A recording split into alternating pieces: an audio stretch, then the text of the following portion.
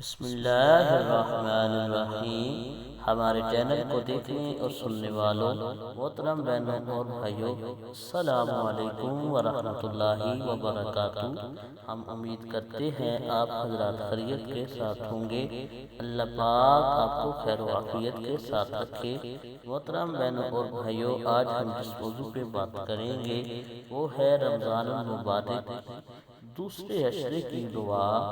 محترم بہنوں اور بھائیوں، یہ صرف دعا ہی نہیں ہے بلکہ اللہ کے نیک بندوں کا آزمایا ہوا ایک مجرب وظیفہ ہے، اور حضرت علی رضی اللہ تعالی عنہ کا بتایا ہوا وظیفہ ہے کہ حضرت علی رضی اللہ تعالی عنہ کی برگاہ کے اندر ایک بندہ آیا۔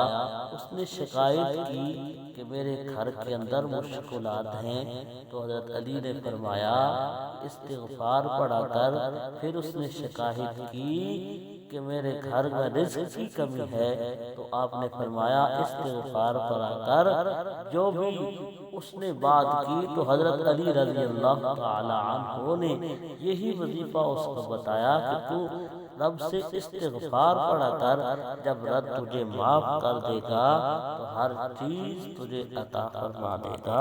محترم بہنوں اور بھائیوں، جو بھی بندہ چاہتا ہے کہ اس کے گھر سے بیماریاں ختم ہو جائیں، جو بھی میری بہن چاہتی ہے کہ اس کے گھر میں رزق کی فراوانی ہو جائے، مشکلات حل ہو جائیں، تو کثرت کے ساتھ یہ دعا پڑھے، استغفر اللہ ربی من کل ذنب واتوب الیہ۔ میں اللہ سے تمام گناہوں کی معافی چاہتا ہوں۔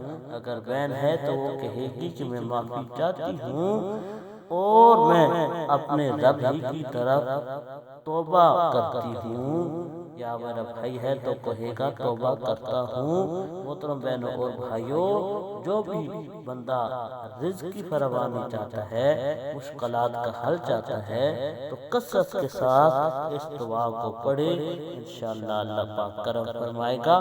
اللہ پاک ہمارا حامی اور ناصر ہو۔